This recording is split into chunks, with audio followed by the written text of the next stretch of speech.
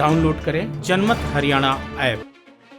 ऐसा लगता है कि पूर्व केंद्रीय मंत्री बीरेंद्र सिंह की राजनीति इन दिनों दो राह पर खड़ी है। वो कोई फैसला ले नहीं पा रही हैं और दो नावों की सवारी करना चाह रही हैं। एक तरफ बीरेंद्र कहते हैं कि वो आंदोलनकारी किसानों के साथ हैं और दूसरी तरफ कहते हैं कि वो बीजेपी में रहकर ही किसानों की लड़ाई लड़ेंगे। बीरेंद्र के बीजेपी में रहने के फैसले को किसान संगठन के लोग बर्दाश्त नहीं कर पा रहे हैं। वो यही कह रहे हैं कि अगर आप किसानों के वास्तव में हितैषी हैं तो आप अपने बेटे बृजेंद्र का हिसार लोकसभा सीट से इस्तीफा दिलवाइए, लेकिन बीरेंद्र ऐसा नहीं कर रहे हैं। ऐसा कर पाना बीरेंद्र के लिए संभव भी नहीं, क्योंकि अगर बीरेंद्र अपने बेटे का इस्तीफा दिलवा भी देते हैं तो उस सूरत में हिसार लोकसभा सीट पर उपचुनाव होगा और जरूरी नहीं कि किसानों के नाम पर इस्तीफा देने के बावजूद बृजेंद्र फिर से जीत कर ही आ जाएं। प्रदेश में इस वक्त बीरेंद्र के पास सिर्फ अपनी पुरानी पार्टी कांग्रेस में ही जाने का विकल्प है, लेकिन देश भर में कांग्रेस की जो हालत है वो किसी से छुपी नहीं है। 25 मार्च यानी गुरुवार को बीरेंद्र का जन्मदिन था।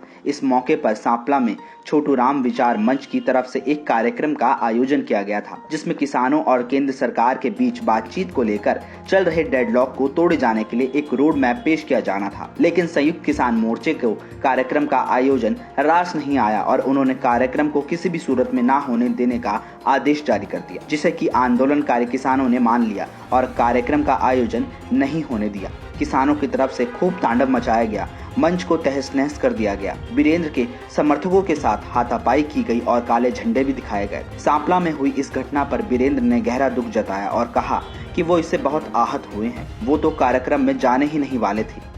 हमारे को बात करनी चाहिए, सरकार को भी करनी चाहिए, ये मान के चलें।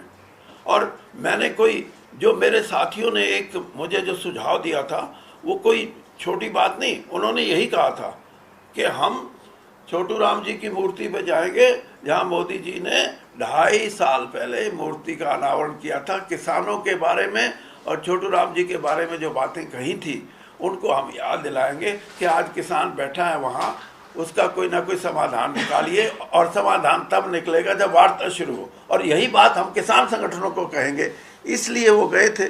लेकिन आज जिस तरह का वहाँ माहौल हुआ उससे मुझे दुख है। मुझे जैसे मैंने कहा मैं आहत हूँ, मुझे दुख है इस बात का, लेकिन इसका मतलब ये नहीं है कि मैं किसानों के विरोध में खड़ा होकर कुछ बात करूँ।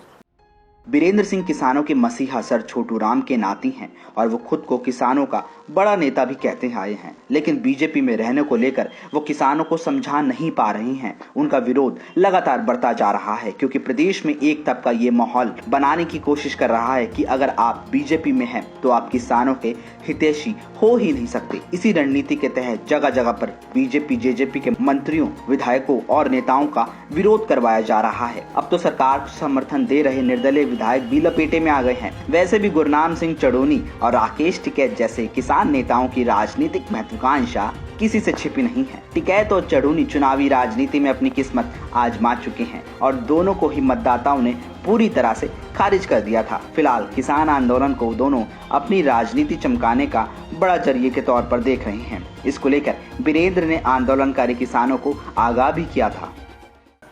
उसको वो बना के रखेंगे तो उनकी ताकत बढ़ेगी। उस व्यवस्था में कहीं दुराव आता है किसी कारण से, कुछ लोगों के कारण से।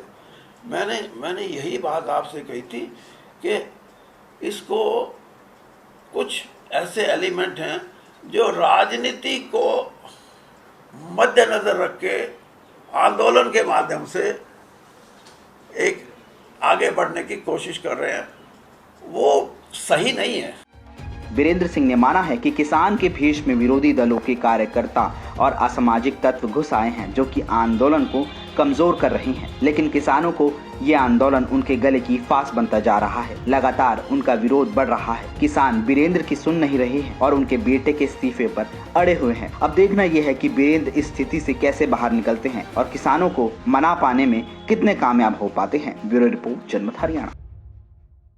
राजनीति के आगे, राजनीति के पीछे, हर हलचल को जानने के लिए हमारे YouTube चैनल जनमत हरियाणा को लाइक करें, सब्सक्राइब करें और अपडेट रहने के लिए बेल आइकन दबाना ना भूलें। देखते रहें जनमत हरियाणा, सच के अलावा कुछ भी नहीं।